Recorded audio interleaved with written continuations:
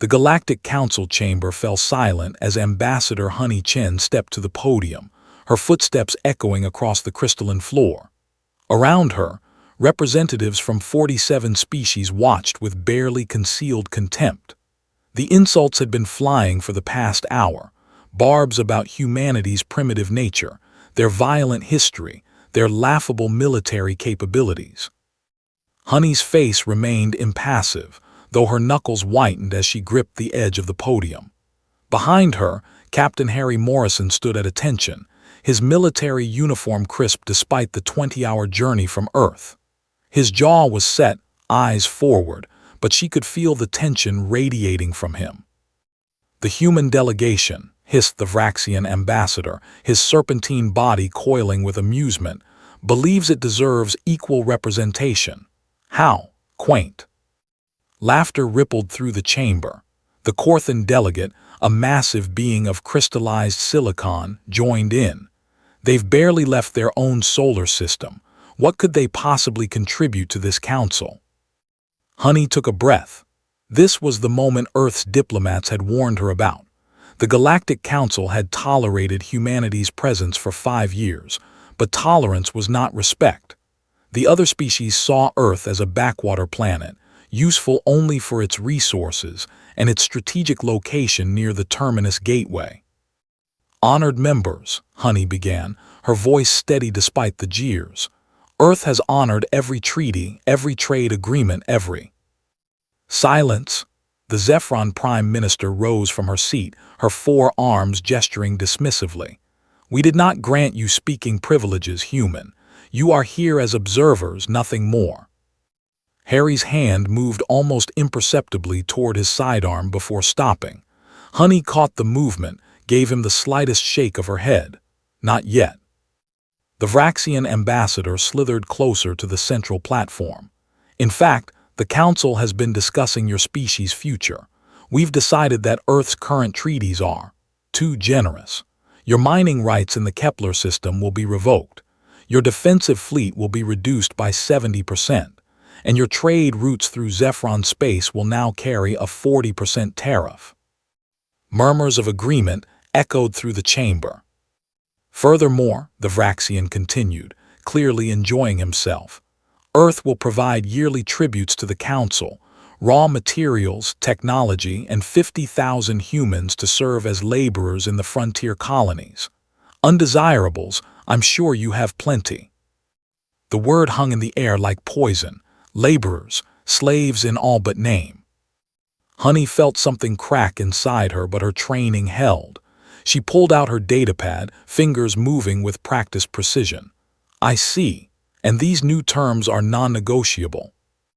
"Completely," the Corthan delegate rumbled. "Consider it the price of our continued protection." "Protection from what?" Harry spoke for the first time, his voice cutting through the chamber like a blade. The Zephyron Prime Minister laughed, a sound like tinkling bells.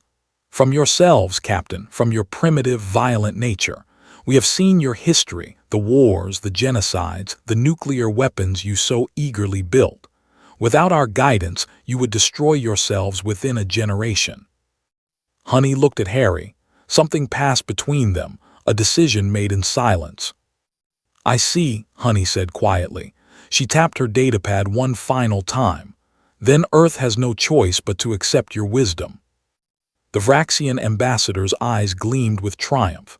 Finally, the humans learned their place. "Actually," Honey continued, her voice growing harder, "I was being sarcastic. Earth rejects your terms. Furthermore, we are withdrawing from every treaty currently in effect. Trade agreements, defensive pacts, technology sharing, all of it ends as of this moment." Shocked silence filled the chamber. You cannot," the Zephyron sputtered. "You don't have the authority." "I do, actually." Honey held up her datapad, showing the seal of Earth's united government. "As of 1 hour ago, I was granted plenipotentiary powers. Every treaty Earth has signed with the Council requires 60 days' notice for withdrawal. Consider this day 1. The Corthan delegate's crystalline structure vibrated with what might have been laughter. "This is suicide. You'll have no allies, no protection, no access to galactic markets. Your people will starve. Harry stepped forward, standing beside Honey. We'll take our chances. You arrogant, the Vraxian began, but Honey cut him off. You want to know what humanity contributes? Her voice carried across the chamber now, clear and cold. Let me educate you. Earth's medical researchers have developed treatments for 17 diseases that were considered incurable by galactic standards. We shared that research freely.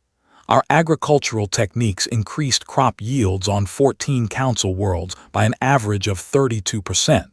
We taught you those methods without asking for compensation. She advanced toward the central platform, and despite themselves, several delegates drew back. Our fusion reactors are 40% more efficient than standard galactic models. Our defensive algorithms have been integrated into Council military systems across 6 sectors. Our musicians, our artists, our storytellers have enriched your cultures. And you know what you gave us in return? Silence, condescension, mockery, and now slavery dressed up as tribute. The Vraxian ambassador recovered his composure. Bold words, ambassador, but words don't change reality. Without council protection, the Kralnoth will overrun your system within a year. Those raiders show no mercy to isolated worlds. Harry smiled, and it wasn't a pleasant expression. The Kralnoth tried to raid the Titan colony 3 months ago. Did you hear about that? Confused murmurs spread through the chamber. No, Harry continued. That's because there were no survivors to report it. 12 Kralnoth warships entered our defensive perimeter. We destroyed all of them in 47 minutes. We didn't ask for council help. We didn't need it. Impossible, the Korthan delegate said. The Kralnoth fleet is overrated, Harry finished. You want to know humanity's real contribution to the galaxy? We remember how to fight. While you've grown comfortable behind your treaties and your trade agreements, we've stayed sharp. Every human child learns history, real history with all its blood and mistakes. We don't hide from what we were. We learn from it. Honey took over seamlessly. You called us primitive, violent. You're right, we are. We spent 10,000 years perfecting the art of warfare because we had to. Because we lived on a world with limited resources and no alien benefactors to save us. We learned to survive. We learned to adapt. We learned to win. She pulled up a holographic display. This is the HMS Defiant, our newest dreadnought. It was completed last week. We have 47 more in various stages of construction. Each one carries enough firepower to level a continent. They're powered by quantum reactors that make your fusion cores look like candles. And they're armed with weapons you've never seen before because we didn't share everything with the Council. The delegates stared at the rotating image of the massive warship. You're bluffing, the Zephyron Prime Minister said, but her voice wavered. Test me, Honey replied. The Council has 72 hours to respond to our withdrawal. After that, Earth considers all previous agreements void. Our defensive fleet will return to the Sol system. Our trade ships will bypass Council space entirely. We've already negotiated independent agreements with non-Council species, and any attempt to enforce your new terms will be considered an act of war. You wouldn't dare, the Vraxian hissed. The Council controls access to 80% of known space. We have resources you can't imagine. You need us more than we need you, Harry interrupted. Let me break it down. 17 Council worlds depend on Earth-grown food. 9 sectors use our medical technology. Your entire communications network relies on algorithms developed by humans. You can replace us eventually, but it'll take years and cost trillions. Meanwhile, Earth has everything we need in our own system. We've been preparing for this. Honey nodded. We hoped it wouldn't come to this. We genuinely wanted to be partners, equals in building a better galaxy. But you've made your position clear. So here's ours. Earth stands alone. We will defend our interests, protect our people, and build our own path among the stars, with or without you. She turned to leave, Harry falling into step beside her. Wait, the Korthan delegate's voice stopped them. "You're making a mistake. The Council has maintained peace for 3,000 years, without us." "Without you," Honey said over her shoulder, "humanity will do what it's always done. We'll survive, we'll adapt, we'll thrive. And maybe one day when you're ready to treat us as equals instead of primitives, we can talk again." They walked out of the chamber, leaving chaos in their wake. In the shuttle back to the Defiant, Harry finally relaxed. "Think they'll actually attack?" Honey considered. "No, they're bureaucrats, not warriors. They'll bluster, they'll threaten, but in the end they need our technology too much. They'll negotiate." "And if they don't?" She looked at him, her expression hard. "Then they'll learn why humanity survived when so many species didn't. We're not the strongest or the smartest, but we're the most stubborn, most adaptable, most willing to do whatever it takes to protect our own." Harry grinned. HFY. "Humanity, fuck yeah," Honey agreed. Below them, the council chamber erupted into arguments that would last for days. But aboard the Defiant, the crew celebrated. Earth had drawn its line in the stars, and the galaxy would never see humanity the same way again.